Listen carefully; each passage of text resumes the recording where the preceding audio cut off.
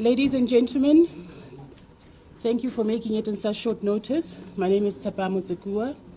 I head up comms at the Nelson Mandela Foundation. The trustees and the staff of the Nelson Mandela Foundation are deeply saddened by the passing of Pravin Gordhan.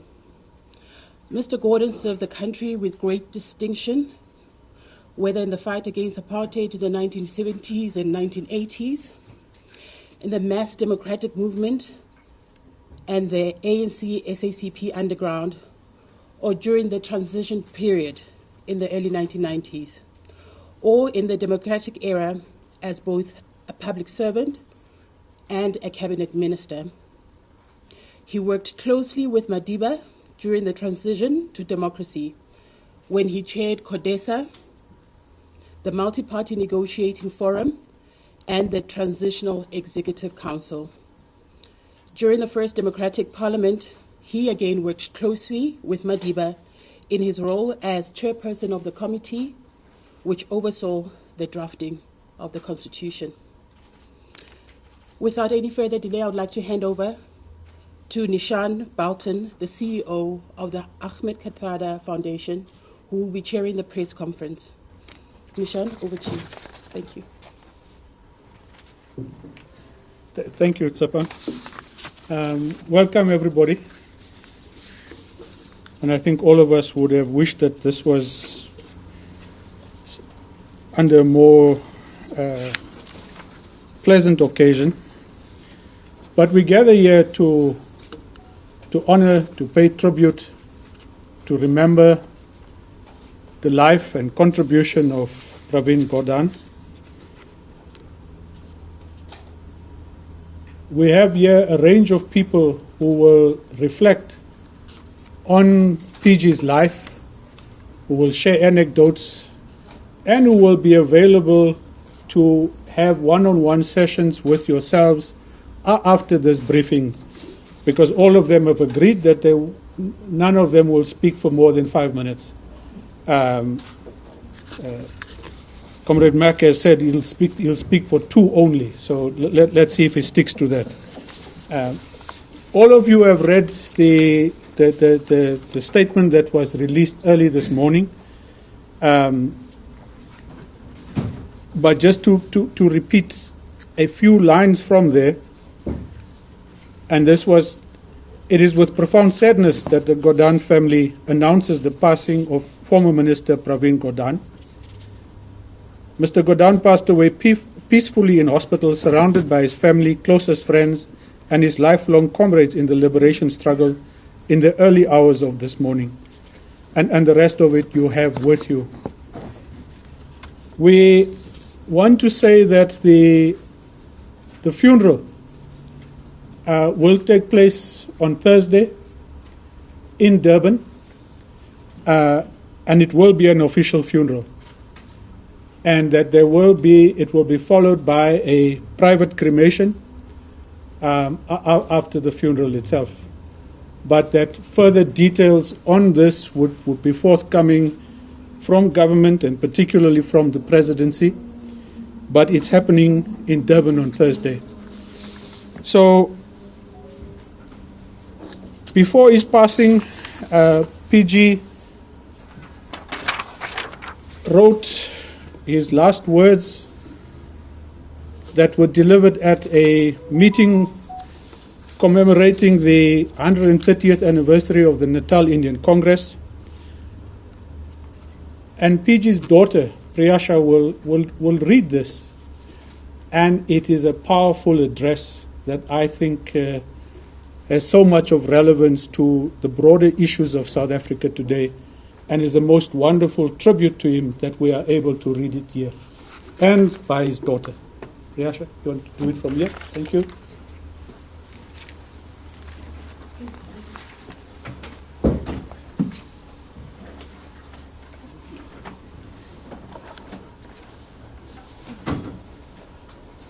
This was my dad's last official speech that he wrote whilst ill.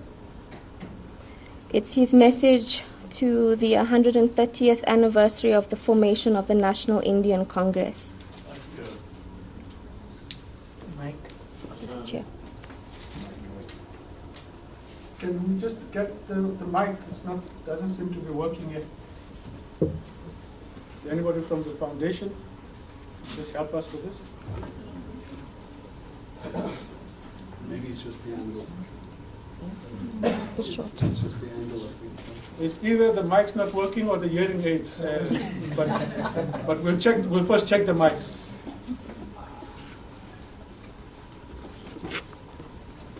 I think this room has only people who know how to sabotage.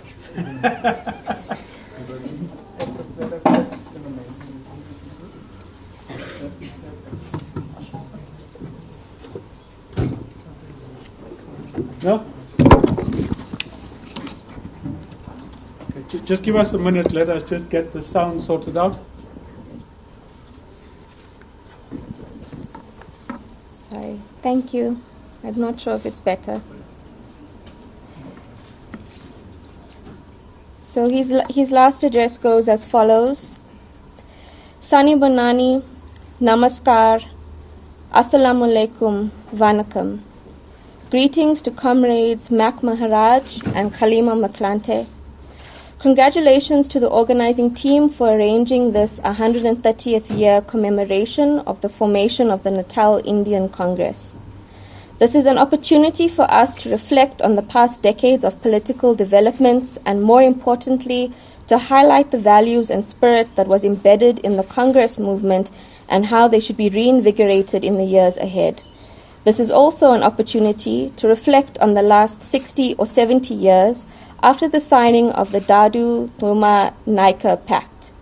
This pact laid the political basis for unity in action amongst all oppressed communities, the Defiance Campaign and the Anti-Group Areas Act campaign and many boycotts, the Congress of the People and the formulation of the Freedom Charter, our lodestar, a set of values, a progressive political culture, and the understanding that activists and leaders were serving a greater cause, freedom and democracy, not serving one's self-interest. Today we reflect on the gap that has developed between those values, integrity and dedication to the national interest on the one hand, and the self-interest, greed and corruption we find on the other. It is time for a reset. All progressives, including those with a Congress orientation, must reinvigorate the so-called old values and reassert those values. Anti-democratic tendencies must be eclipsed by a commitment to national interest and to public service. This epidemic of promoting oneself and accumulating wealth through patronage and authority within the state must be anathema to genuine democracy. Let us briefly look at the 70s and 80s. The NIC was relaunched in 1971. As the late Farooq Mia said, our intention was to fly the Congress flag and the Freedom Charter within the country. It was the only arm of the Congress movement that was not banned. The 70s marked the emergence of the Black Consciousness movement, a period of intensified mobilization. Trade unions were activated, student campuses were alive and active. There were initiatives from the progressives and Congress throughout the country to set up different types of organizations in order to both mobilize people and to confront the apartheid system. These organizations eventually formed the United Democratic Front. By the late 70s, the first campaigns against organs of apartheid, like the LACs, were extremely successful, and later the puppet SAIC and the tricameral system. This was combined with the armed struggle, building the underground and international mobilization against the apartheid system.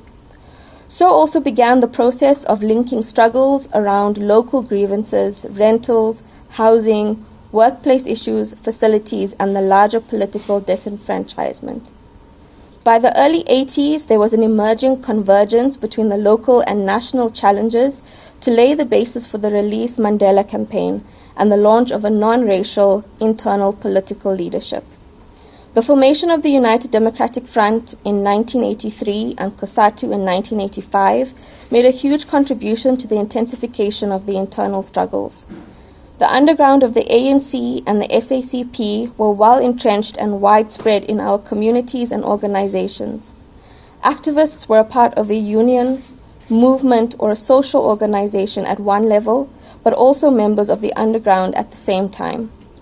Today, our task is, if I may humbly suggest, to advance the values of genuine democracy, of a democratic culture, and to ensure that the country progresses in the right direction, that its institutions of democracy, created by the Constitution, are made state capture-proof. We cannot again have a national prosecuting authority, certain arms of law enforcement, and the Public Protector's Office recaptured for abuse by those whose only intent is to fill their own bank accounts. Democracy will not survive on its own. Democracy must be constantly secured and enhanced. In many parts of the world, democracy is being undermined by right-wing populism, massive inequality, identity politics, geopolitical tensions, and authoritarianism. The super-rich are imposing an inordinate influence on democracy. Democracy must be entrenched, and more work must be done among society to own and defend it. Integrity and ethical conduct in our politics appears to be sadly declining. Populism seemingly represents the interests of the majority of South Africans, but actually represents the interests of just a few. Those that are active in either political, social, or non-governmental fields must all contribute to working in the public and national interest as opposed to self-interest. Further, we must draw a clear line between public funds and resources and private resources. Public funds must be spent to improve the standard of living of the poor, their upward economic mobility, and to build an inclusive economy. Yet what we have is a plethora of extractors, particularly at a local level, tenderpreneurs, extortionists, and mafias. There are many lessons from our past. Now is the time for those that are progressive, politically and socially active in the non-governmental field to come together to ensure that we build consensus around a common platform of progressive politics, not focus on ourselves, but rather on what we can do for the majority of our people, and improve the standard of living of South Africans expeditiously and ethically. Let us open a new chapter on united progressive mass mobilization and campaigning which builds national unity, social cohesion, and a new optimism and determination to build a better South Africa. Thank you for the opportunity to make this contribution to the celebration of the 130th anniversary today.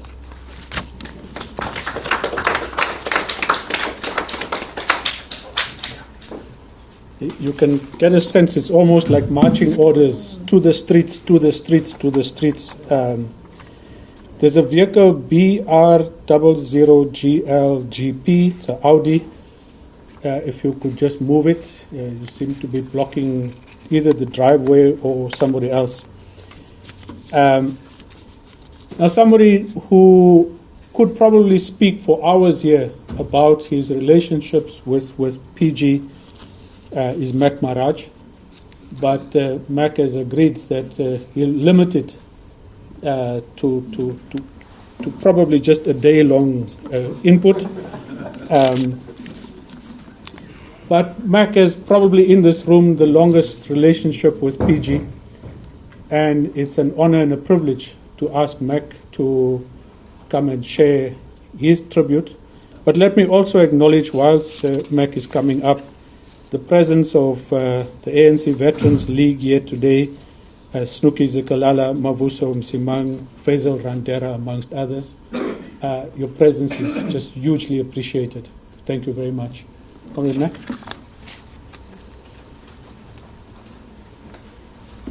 Thank you, Comrade Chan. Colleagues, today I'm filled with deep sadness.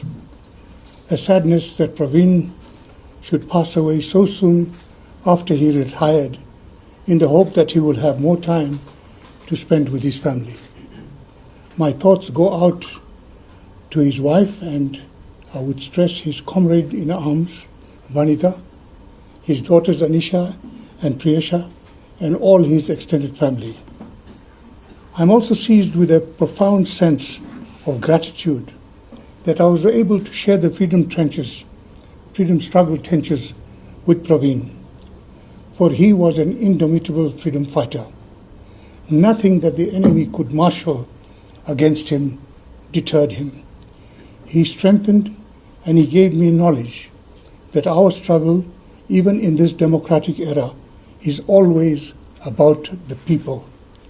For they, the people, are the makers of history, and ours is a duty to be their servant.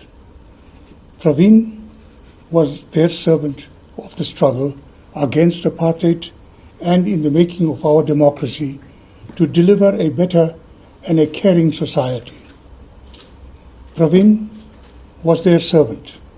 He cared, he served, and he walked the path strewn with thorns, but he never faltered. He endured, he triumphed. So let us treasure the memory of this great servant of the people. I thank you.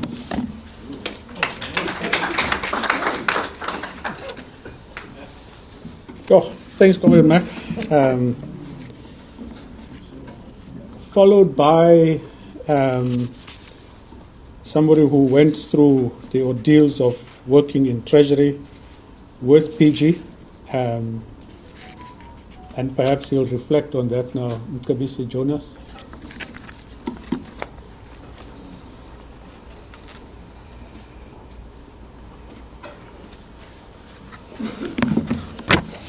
Thank you very much, Sean. And I'm just thinking that I'll try very hard to emulate Comrade Mac about being short enough. Let me thank everybody for gathering here today and joining us in this sad moment. What makes it even sadder is the fact that a couple of weeks ago, 6 weeks ago, if I'm correct, we all gathered to celebrate PG's exit out of public service. A lot of comrades and activists joined us in that endeavor, and a lot of people spoke about PG. And I was making a comment to somebody to say that actually, as I was looking at PG right through these comments and praises, I was getting a feeling that he was shrugging them off. And my comment was that probably he was shrugging them off because PG is the penultimate freedom fighter.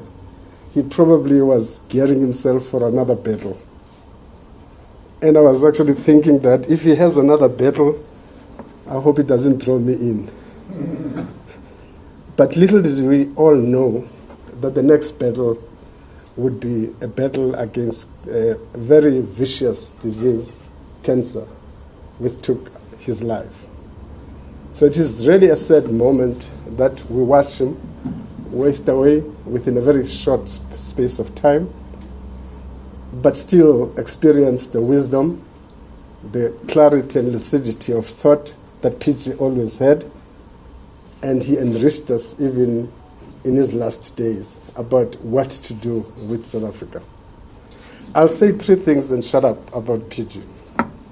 The first, I think, is probably what many people have spoken about, how PG was a revolutionary by excellence. Because sometimes we have these terms that we throw at each other, comrades, revolutionaries, etc. Sometimes they don't have meaning. Sometimes they're just words we use to distinguish ourselves from the rest. PG's revolutionary credentials stem from an absolute, complete commitment to the people, to the South African people. I met him many times, and I've spoken to him many times.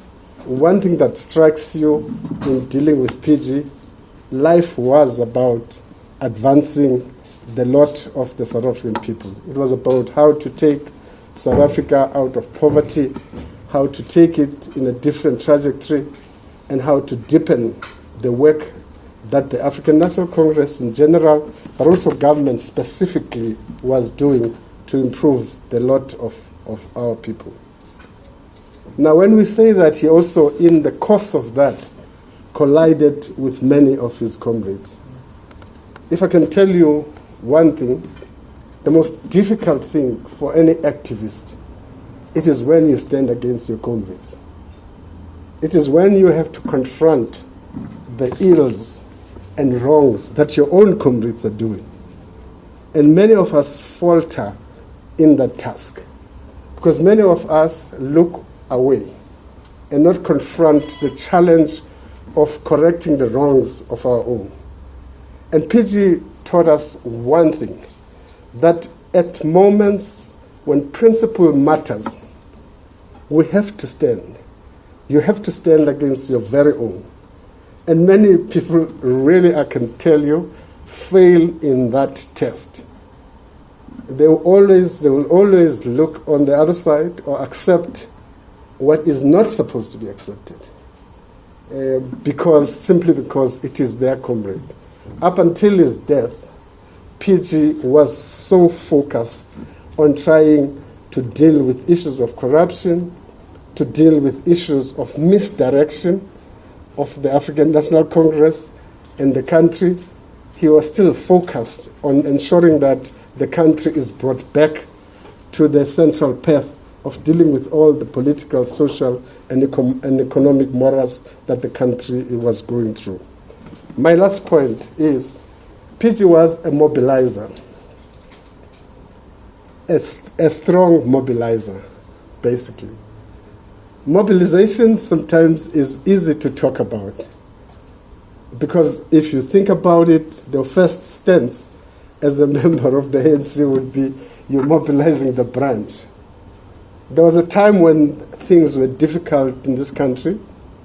There was a time that it was very clear and visible to anyone that the credibility and integrity of the ANC was completely undermined. We had rigorous discussions at that point, and many of the comrades who were part of these discussions are sitting here, Momo and many of them, I won't call them, were part of that conversation. What do you do? And we took a very hard decision at that time, again led by PG, to say, let's mobilize society. And the question was, how do you mobilize society? And what constitutes society? I tell you now, within no time, PG was in the forefront, going out of ANC structures, going out of the normal alliance structures, to mobilize society against state capture, to mobilize society on a new agenda for strengthening and deepening democracy in this country. I can tell you now, with no fear of contradiction, that if PG didn't do that, the Guptas will still be in power.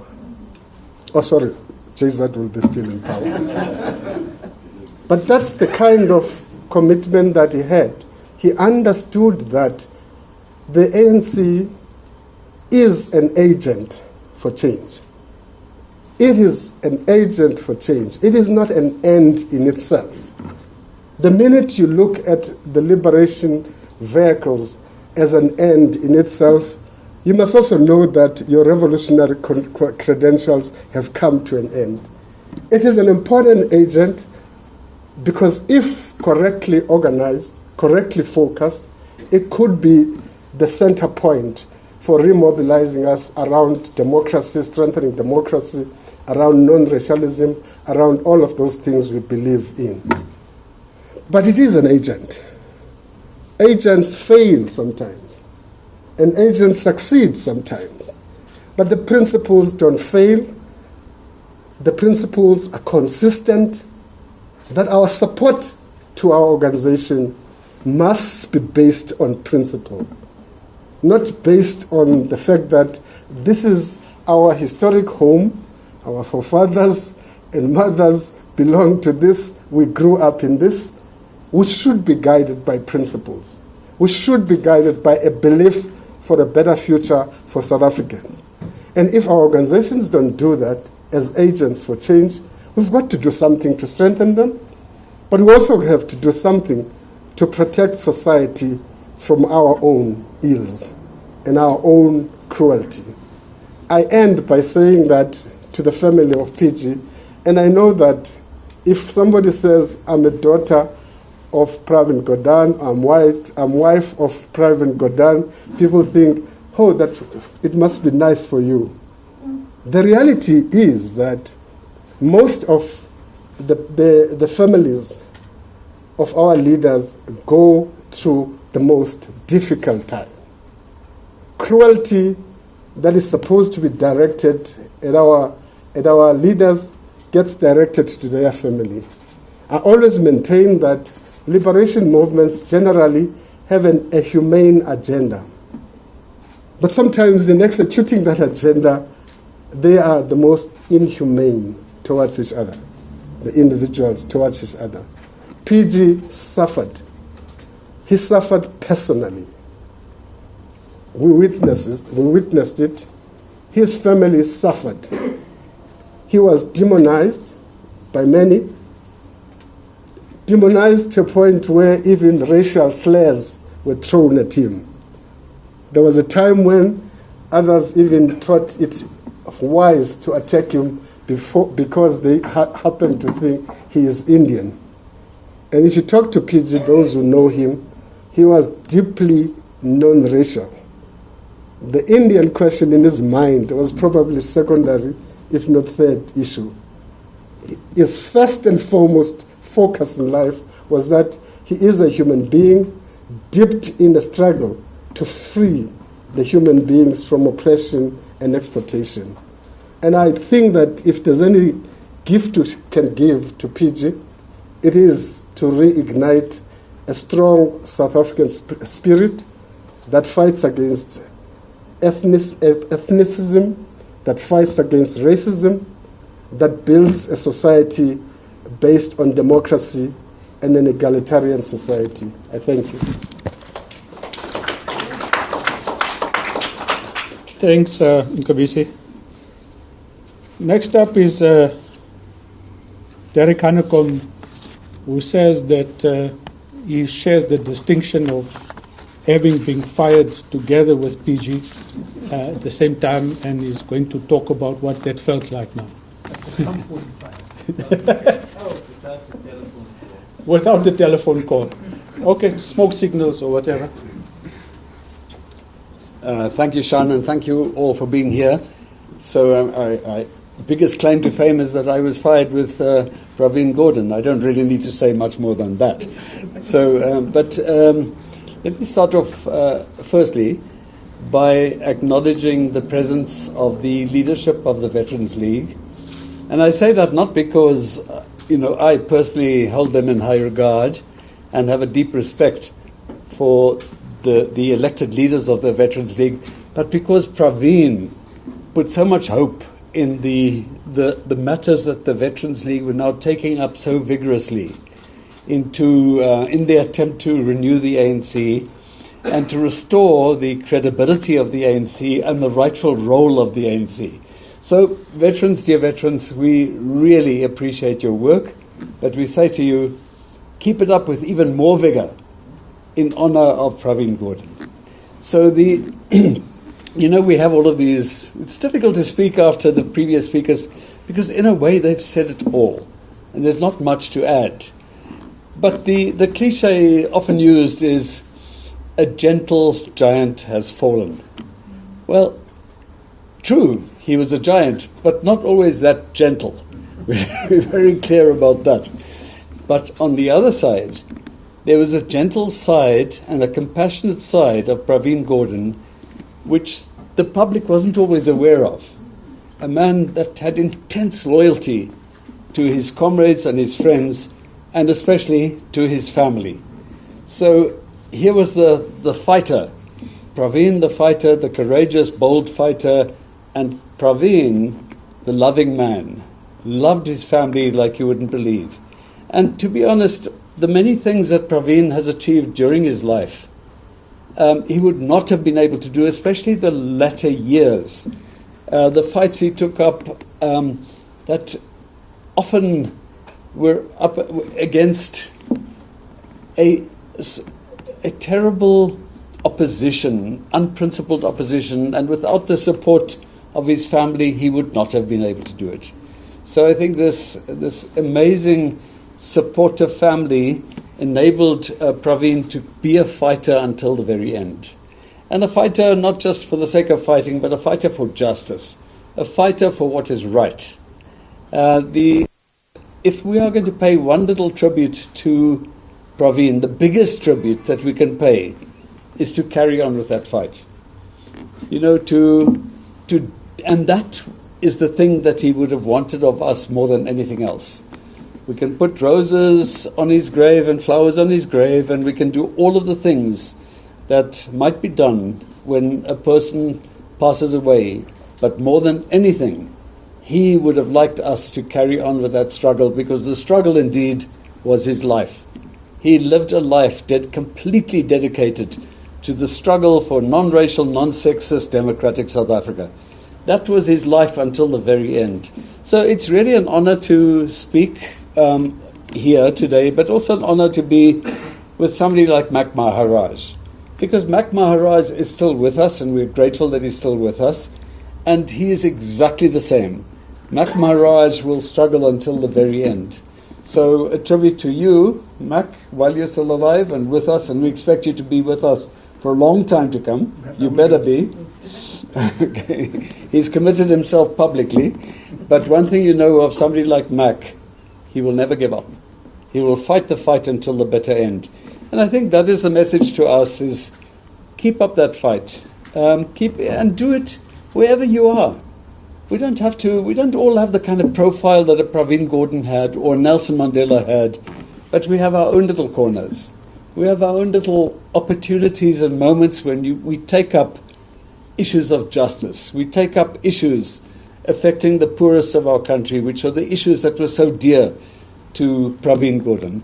For me personally, Pravin had a profound influence on my life. And it started in a very difficult struggle to deal, as the former Deputy Minister has said, to deal with a very, very difficult situation, but to find ways of dealing with it, not just speaking out, but dealing with it effectively. And to make sure that this evil that was encroaching our society and taking over the governance of our country, and the real threat that our country would collapse in the face of unbelievable corruption, in the face of state capture, and to find effective ways of ensuring that that does not happen. So Pravin was a man of many dimensions, many chapters to his life, and one can speak forever and forever. I don't have notes in front of me, so I have to just work on my inner clock and say my time of speaking has come to an end. But more appropriate than saying a giant has fallen is to say a humble servant of the people has fallen. And that's what Pravin was, a servant of the people, a servant for justice, doing and never seeking to be glorified, never seeking to be treated as a hero, and yet he was a remarkable hero. Thank you very much. Thanks, Derek. I think people were waiting to hear some of the inside stories and, some of the more juicier parts of what happened in those fights in the NEC but I'm sure you'll do that when your memoirs come out. Mandla and Comfe worked with Pravin as an advisor for a fairly long time in his different ministerial posts. Mandla and I went to CPG probably about a month or just immediately after the elections to start talking about his plans. But what we learned was that we could not compete with, I'm not sure if it was the French Open or Wimbledon, the semi-finals. And we just could not compete with it. He would talk to us, but his eyes were focused on the TV. And eventually we decided it was a hopeless cause, and we just left quietly from there. I don't even know if he noticed that we left. We did see him in the hospital, and he simply said to us, "Chaps, continue with the fight, continue with connecting all of these dots." And then he went back to sleep. Mandla, you want to share some of your perspectives? But I see you got a long note there. It's a thesis, but you're going to summarize, right? Yeah. No, thank you very much, Comrade Shan. And also to speak in front of veterans of the ANC and leaders of our movement. Now, let me start by saying I come from Soweto. Pravin comes from Durban.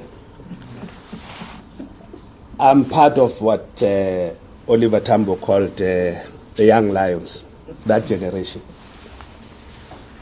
So in that sense, Comrade Chan, other than the almost 10 years that I've been with Comrade Pravin, I have also been with him almost close to 40 years in different capacities as such.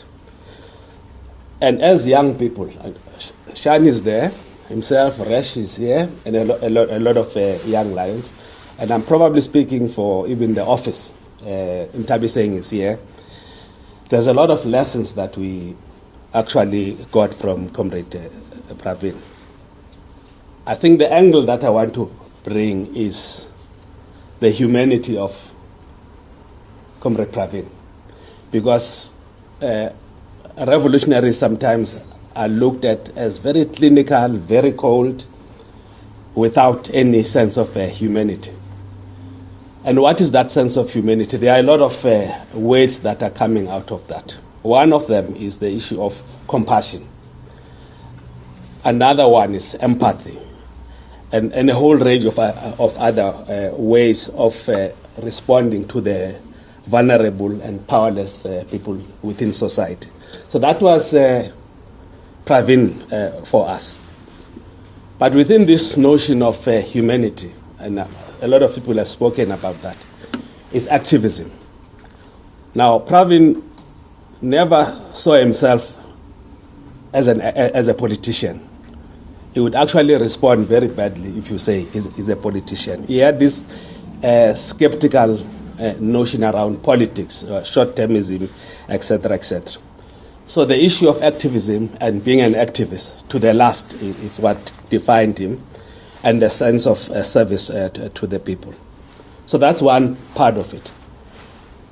We learned a lot from him insofar as thinking strategically in our deliberations, and he had this clinical mind of getting through complex issues, and reveal the essence of what needs to be done.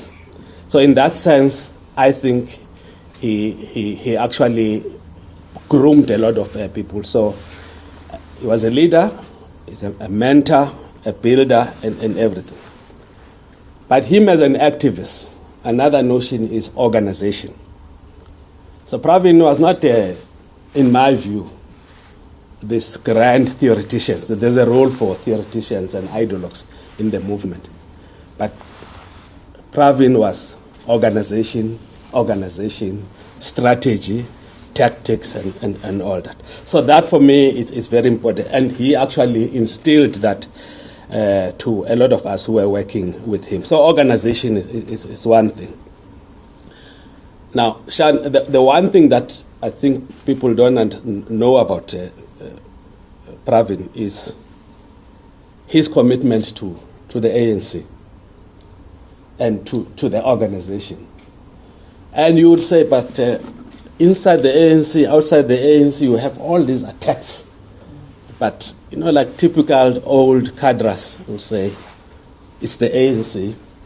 I must follow what the ANC, in the context of also what he thought needed to be done. So the issue of collective was very important. He was a builder, a father, an inspirer, and those of you who have worked with him would know that some of the things that he would say is not just things that come from him, but he would have canvassed those ideas with a lot of people. So when he talks, you will hear your contribution in his articulation of things. So organization, collectivism is one thing. So I say he was a kind of a party man as such. But in that humanity of him, I think Derek raised that thing, is the stubbornness of character, is the boldness of vision, is the boldness or is the determination to see through whatever needed to be done in a very clinical way. So he wouldn't do any other thing. Now, these were the attributes of him. And the fact that he was able to stomach the attacks that were there, the resilience, etc., I think is a testament to his strength of character as a person. He would always say conviction is very important. Somewhere, if you talk about SOEs, I must say that this was, I think, in the very first place, a very poisoned chalice. Because that's where the site of state capture was, and the fights. And he went through very well with it. And my sense of it is the SOEs now, there are green shoots in a number of areas. But what we learned, one lesson, is that nothing is impossible if your vision, your strategy, your implementation is there. Pravin would push things to the brink. You think that, no, we're not going to get this thing. But he will get it. And all of you will say, how did we come out of this thing? So that was for him. I think it's the chair of our foundation who says that there's one, what Priyasha was reading. He was preoccupied with what it means to be progressive today. What is the new form of progressiveness as such, so that becomes the basis on which you mobilize and organize people. So this issue of progressiveness is very important. For him, the issue of social justice was important, the issue of non-racialism, and also, very importantly, gender parity, etc. So for me, that defines the humanity of Pravin Gordhan.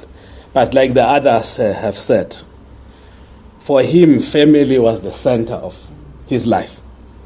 It was a source of strength and support, particularly in challenging times. And unfortunately, the attacks also came to the family. Priyasha will tell you, we were at vets at some point. She became a student leader herself, fought back, defending, etc. So it was actually very bad. But he remained committed to public service as such. So I think for the youth and the future generations, we should draw inspirations from Pravin's life.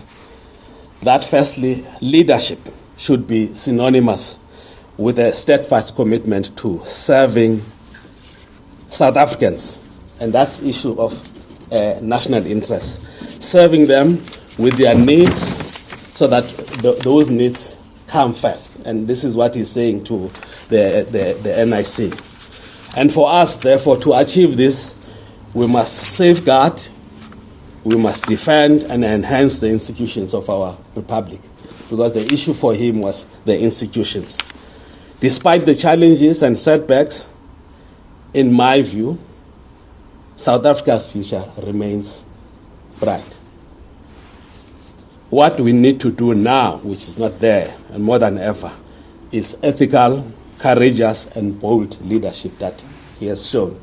And I hope that we'll follow that type of leadership with the courage of convictions and all that. And therefore, we're going to be revolutionaries who are humane revolutionaries, not slaughters of our people, or people with a social distance and all. So thank you very much for giving this opportunity to speak in his honor. Thank you. Thanks, Mandla. Thank you, Mandla. The reorganization, the revitalization of SARS took place when Trevor Manuel was Minister of Finance. And Trevor will now share some perspectives with us. Over to you, Trevor.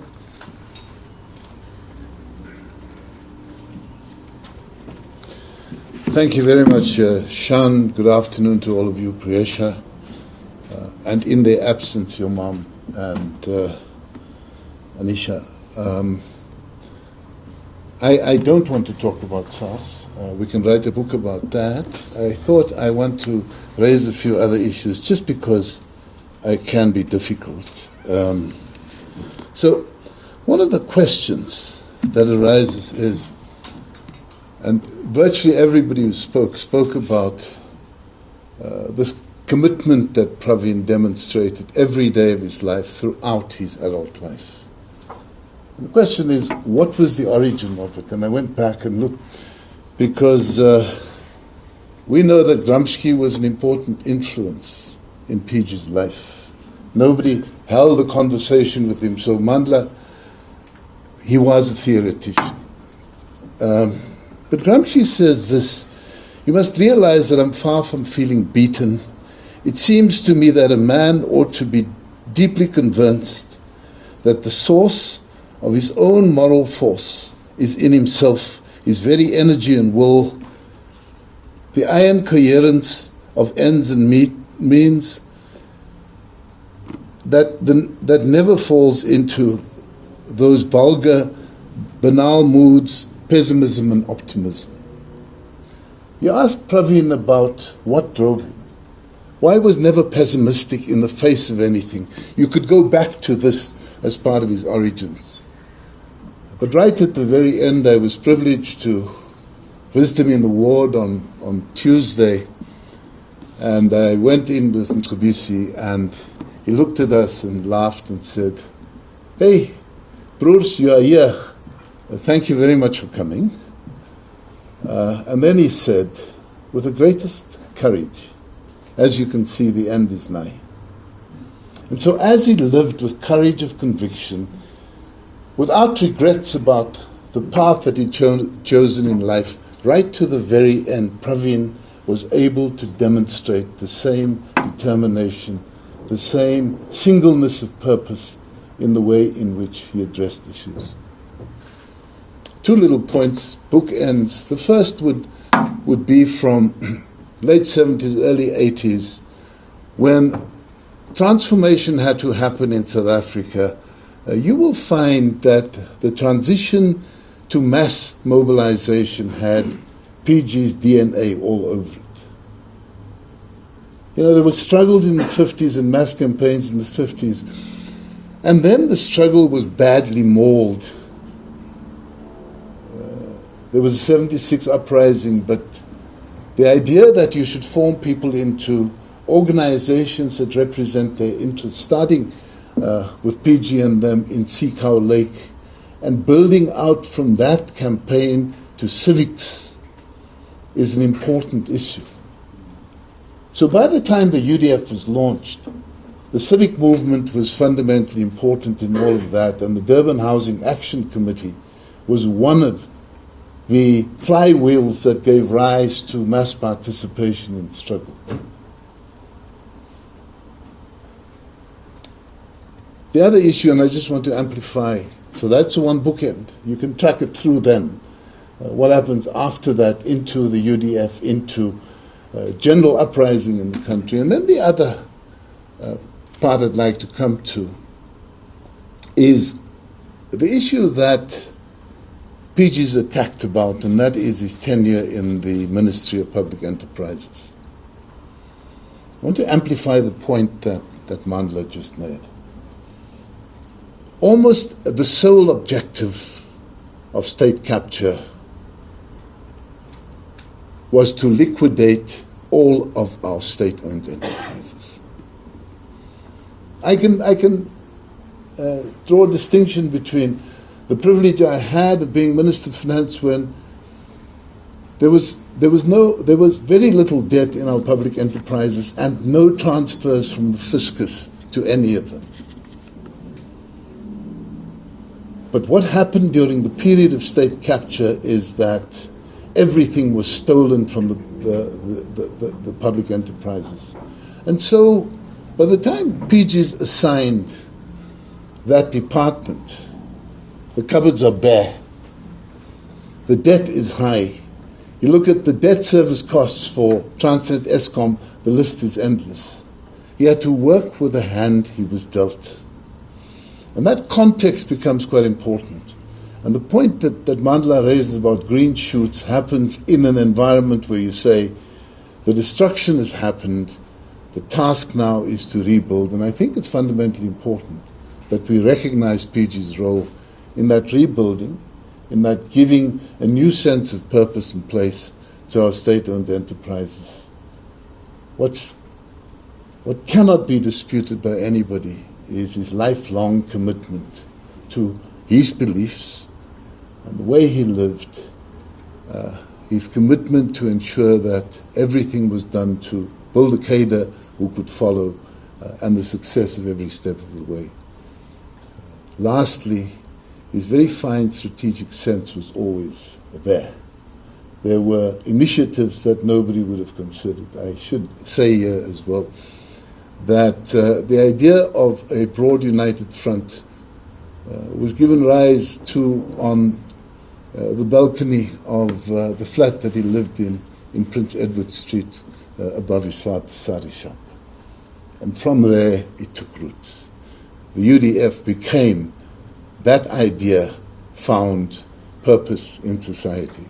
He could always take a long view on life and ensure that there was commitment to see it. Thank you very much.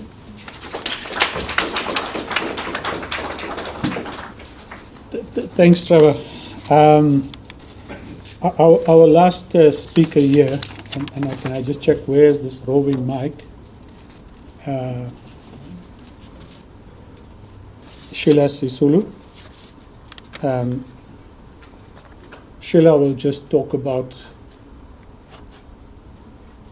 her recollections and her perspectives on PG's life, his contribution.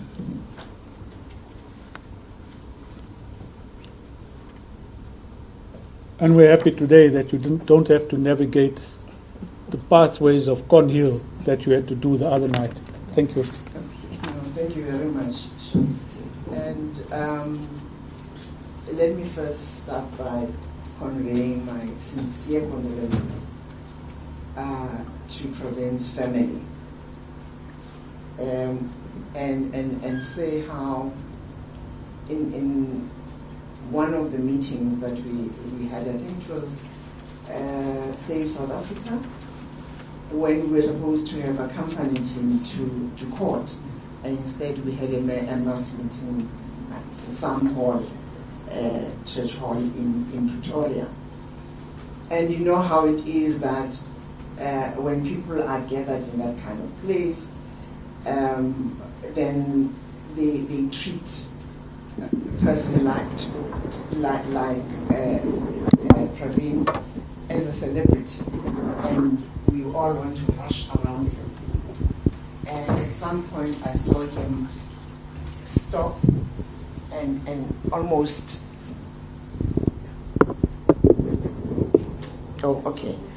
and stop people from crowding him, not because he was being unkind, but he actually wanted to get his wife, who was being crowded out and away from him.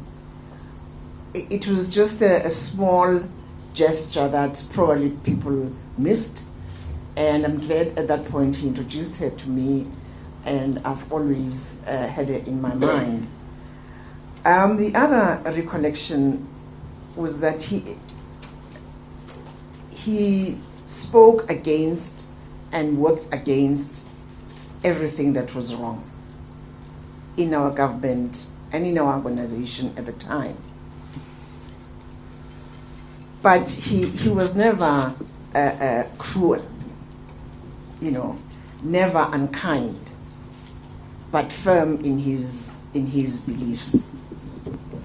So around the time when he was, before the big meeting, when he was clearly being isolated for attack, I called him and said, can we have coffee? And I emphasize coffee, not tea, we met at a cafe in a cafe in Pretoria, and we really were talking about this and that, and for me it was to say to him, there are many of us who are here physically and openly with you. At the end of our coffee,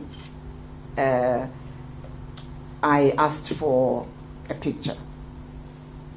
And he said to me, Comrade Sheila, you're not afraid? I said, no, I actually am very proud to be able to have this moment with you.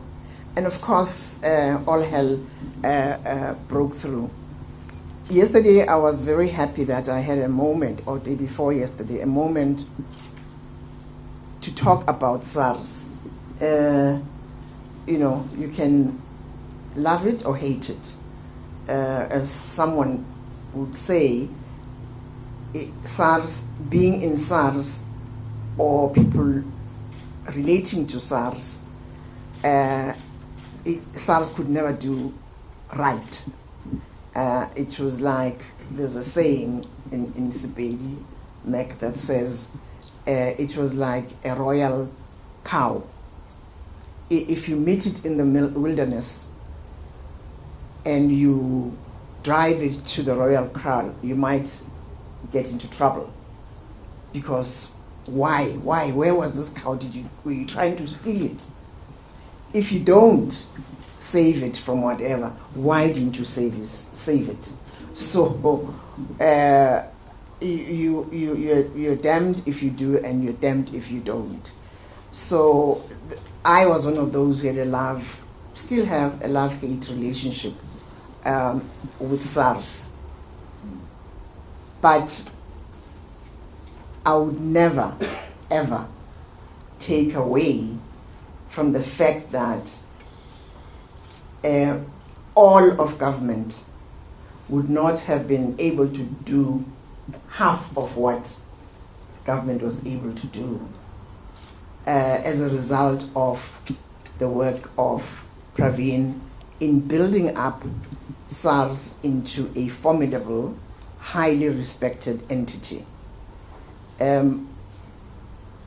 Even at the time, and when the hyenas were baying for his blood and wanting to get into, well, they did get into SARS and try and destroy it. The foundation was so strong, it was able to withstand all those attacks. It's actually a metaphor for Pravin himself, that they tried to destroy him from every end. And because of who he was, they failed. And today, as we celebrate his life, we celebrate a formidable comrade, a man of integrity, a baobab that is able to withstand all kinds of weather and be an inspiration to all who come into contact with him. So I'm glad my comrades from the Veterans League are here. I know the working on making the organization get back to its glory days. It's not been easy, it's not easy, it will not be easy, but we owe it to people like Pravin. And we're thankful that Meg is with us as well to continue this hard work, because the organization and the country and the people of South Africa deserve an organization such as the ANC to get back to its glory days and serve the people of South Africa. Pravin, find peace. We are here. We are dedicating ourselves to continue your hard work for the people of South Africa. Thank you very much.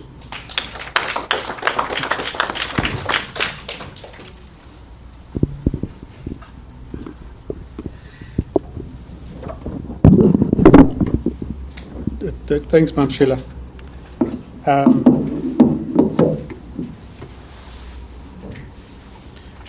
Before we open up for a round of questions, I thought just let me read to you, some words of PG in this book, this unauthorized biography. In it, he's quoted as saying, "No one can ever be satisfied that one knows it all. My life has been about learning and growing and adapting through the learning. I'll have to retire at some stage from formal politics and yet look for other ways within my ability and health of contributing. You can retire from a job, but you can't retire as an activist." It then goes on. He says he'd like to be remembered as just the activist who grew up on the streets of central Durban, who had the opportunity to contribute as a lifelong activist to building the changing South Africa, but also to build the institutions of democracy as one small contribution among many, many others. And how does he think he'll be remembered? Well, that depends on how you write the book. He laughs and then becomes serious. Actually, I think it will vary depending on what happens to the rest of my life. For the last 18 months, I've taken a lot of knocks for doing what we had to do in respect of SAA, for example. From an anti-corruption figure, I suddenly became stupid. And I was horrified the last 3 days to read the vitriol that was being spewed out, particularly on X. It was just the most disgusting content. I'm, however, very happy that I think this morning and going forward on all of the mainstream media, there's been a very different appreciation of Pravin. Some critical, and perhaps rightfully so in specific areas, but not the kind of just negative commentary for the sake of negative commentary that came before his death. And I hope going forward that when we introspect his life, it will be done on the basis of fact, not on fiction that I think that you would have heard in some of the radio stations this morning. So, just to repeat, the funeral takes place in Durban on Thursday. It is an official funeral, will be followed by a private cremation, but the final details of that will probably come from the presidency over the next few days. The family have also asked for the media and the general public, for those who want to go and pay their respects, to do that after 3 today, and also when it is no longer possible, to really respect their time and all that they will be going through over the next few days. Lastly, across the length and breadth of South Africa, you don't need permission to celebrate PG's life. Do it in the ways that you think is most befitting and is within the ability of the organizations and the people there. Because I think his life is worth celebrating across the length and breadth of this country, not just in the formal events that will mark the next few weeks. The foundation and others will look at hosting a memorial event in Johannesburg next weekend, but again, there's a range of consultations that we would have to go through, but definitely next weekend there will be a memorial event. On that note, I'm hoping you've had too much of content so that there's not any question, but in the event that there is, can I ask that the questions and the comments be short and to the point? The speeches we've already had now. Any hands? I thought as much.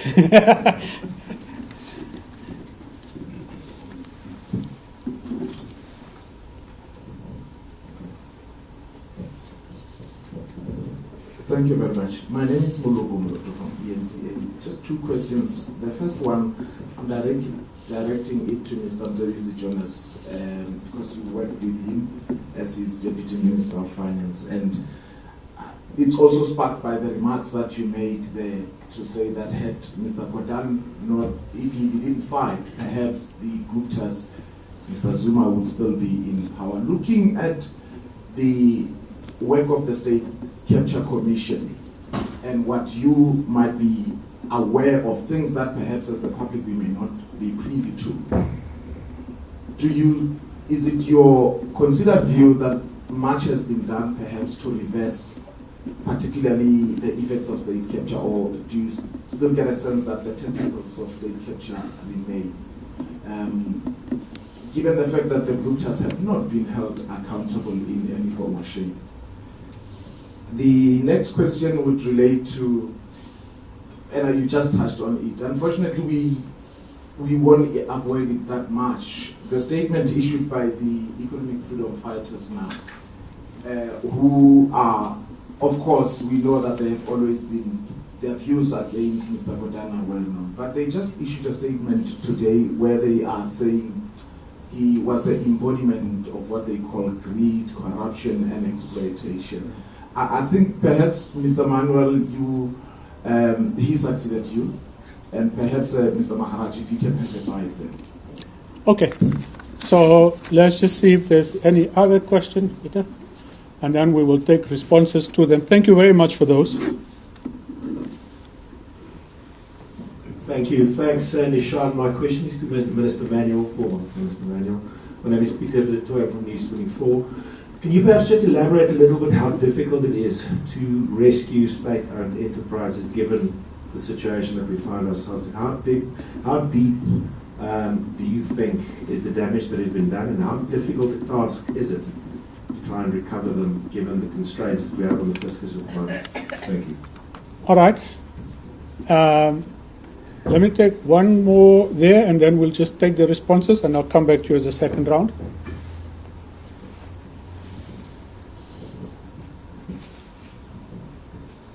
Good afternoon, Ziliko Mhlaba from News from Africa. To pleasure. Some of the speakers here have spoken about the support Mr. Gordhan had from his family, but also the strain the family took when he was under attack. Can you share some of the critical moments where the family took your strain, and did the family at any point consider asking him to resign from public service? At the back of those. But also generally maybe to Mr. Manuel and Mr. Jonas as well, looking at where the country is right now and the fight Mr. Gordhan was fighting, in terms of trying to fight back against state capture. Are you happy with where things are currently? Was his fight right to look at the current state?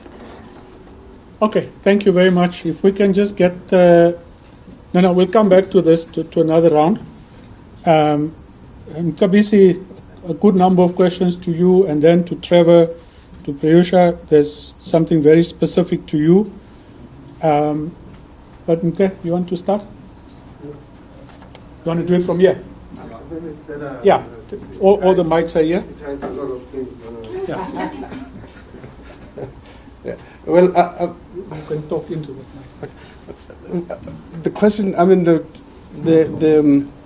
firstly, I think we should probably understand the complexity of state capture in particular and corruption in general.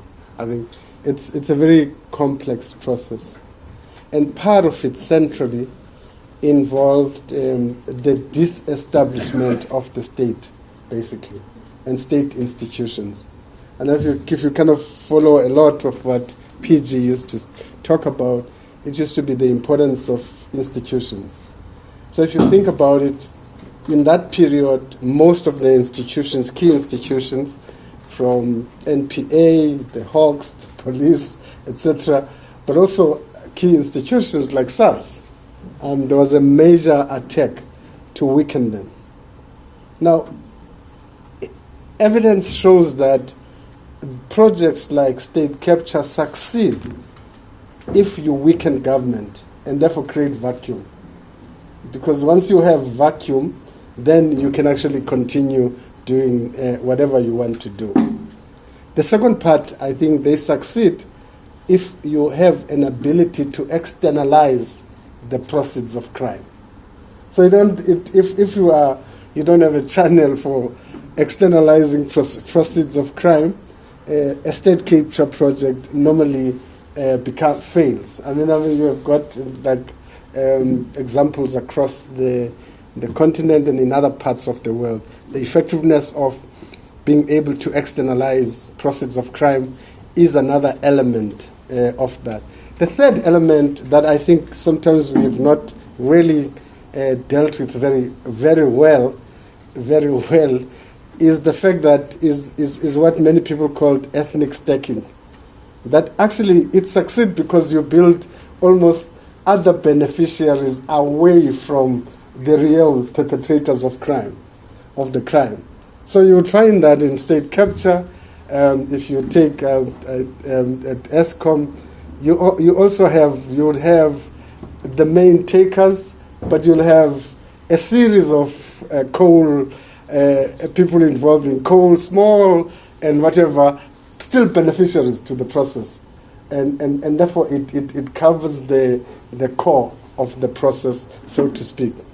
Now, why I'm saying this? I'm saying this because I think sometimes when we analyze the success or failure of how government has dealt with state capture and corruption, we actually focus on the arrest of the particular individuals. That being said, I think there has been progress. In some instances, I think some institutions have been rebuilt, particularly if you think about the NPAs, the Hawks, etc. There's been a lot of work to rebuild that. Now, that has happened in a context where there are fiscal constraints. So again, you still have other challenges about how you finance this, etc., which becomes a big problem and impediment in what you do. The second point is that these because they are complex and they involve high-profile people, the worst thing you can do is to have somebody try it wrongly and win the case. Because the signal that you send to society, and we have a case, of course, right now in South Africa, where the progress not only has been slow, but also I think sometimes the packaging of the charges and whatever it is, end up people walking away. And that's actually a dangerous thing in these kinds of cases. So what I'm saying, there is progress, but I think we could do better, and we should be doing better. Part of the reason why I think we're not doing better is the mobilization of society around state capture and corruption. Because if there's anything that happened after the Gupta period, has been the demobilization of society, effectively. The whole kind of movement that was like actively looking at these things disappeared. There's also been the weakening of media in some instances, where actually an attack was like waged against media in the manner in which they kind of may expose some of these things, as it were.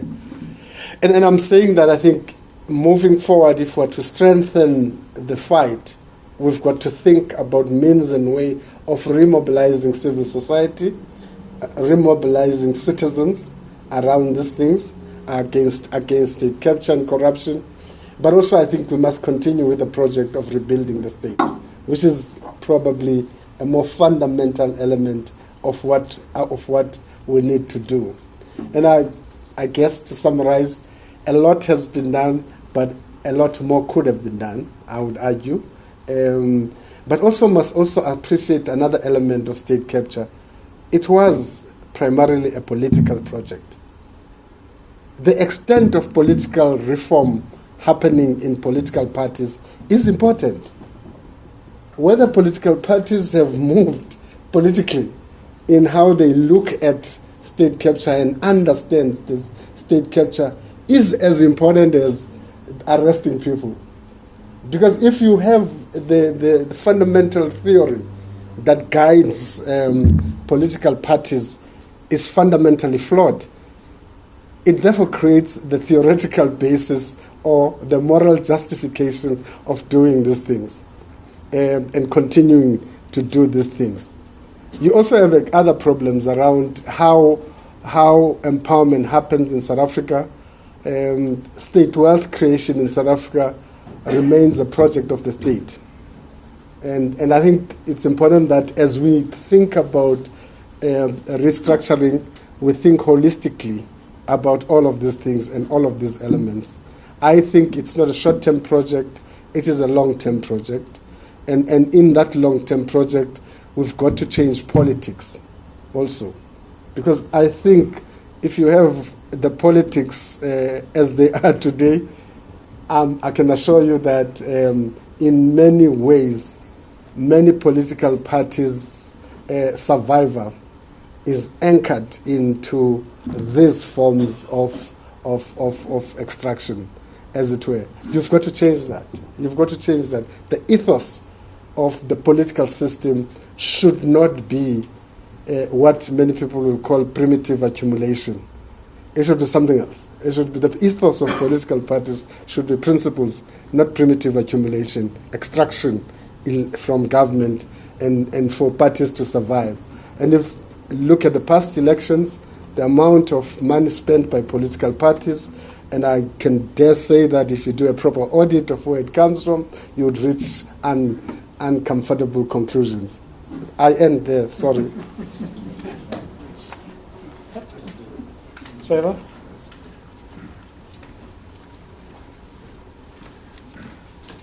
Thank you very much. That statement from the EFF, was it just a statement of irony? Because greed and corruption defines what the EFF leadership is about. The problem that they've had with Pravin Gordhan and everybody at SARS is that SARS has to go after tobacco smugglers. Now, don't ask me why EFF is so attached to tobacco smugglers and whether some of the leaders live in the yards of tobacco smugglers. Don't ask me any of that.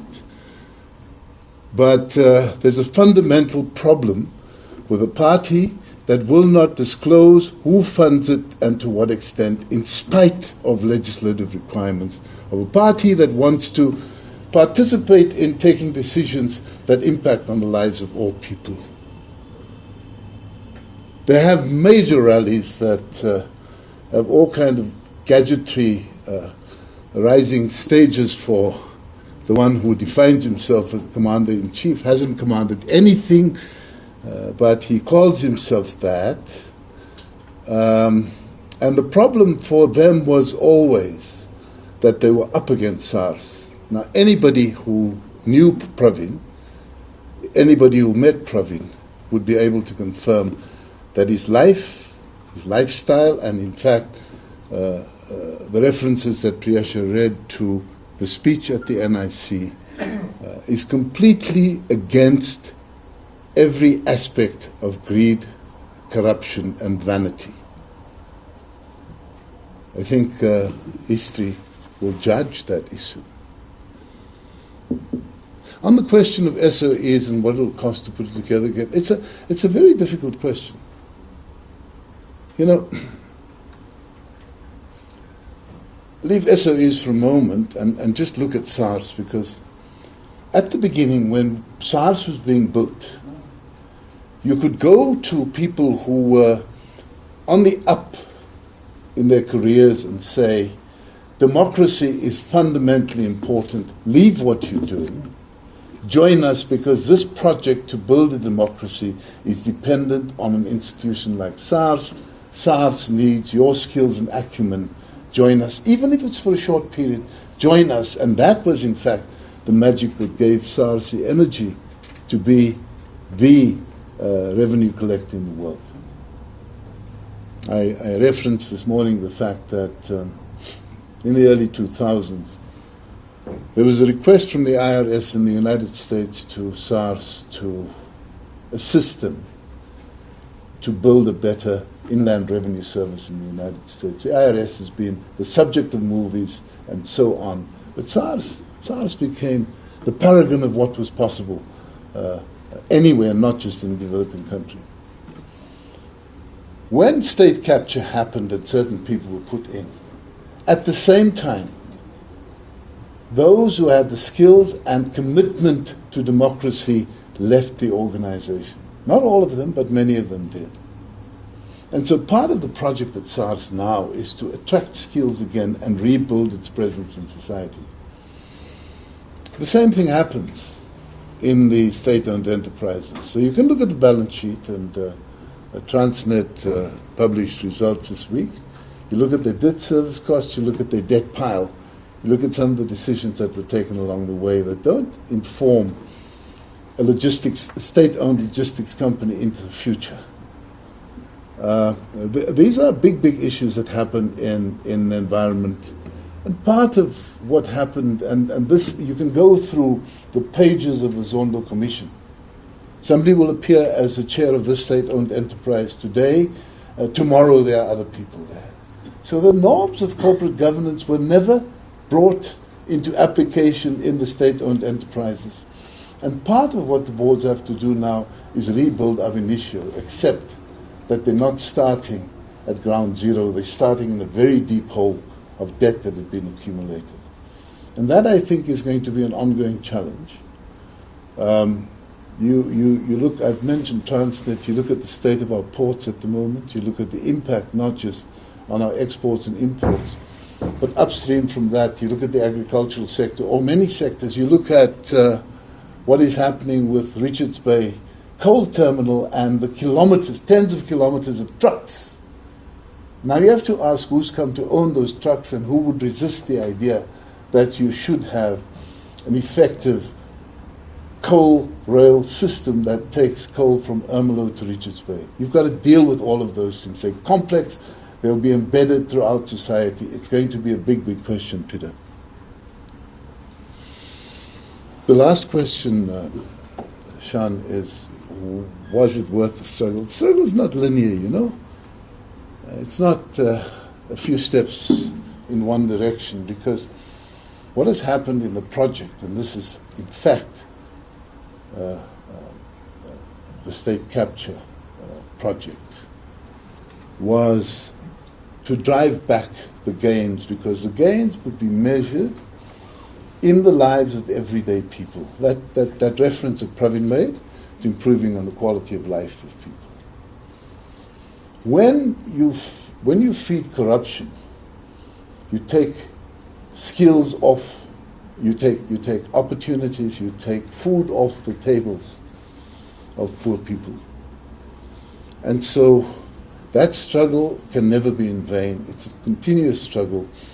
What we hope is that the state will be able to protect the gains that are made and continue to advance, because now every time you've had a major pushback like you had, and I'm going to call it for what it is, the Zuma years, you've got to start and build it up again when the resources are not actually what they were when we started from 1994. That's a big challenge we have.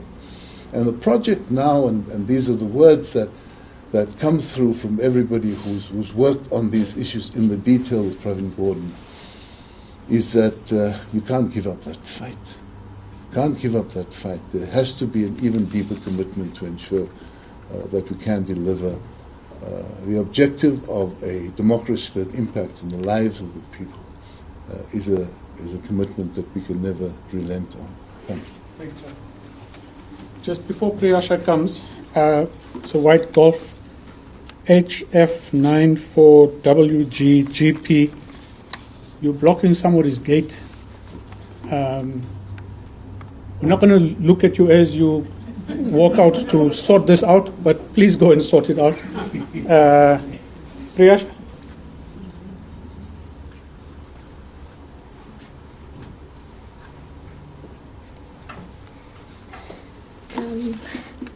Unlike the leaders on this panel, this is my first time doing this, so please bear with me while I attempt to answer your question.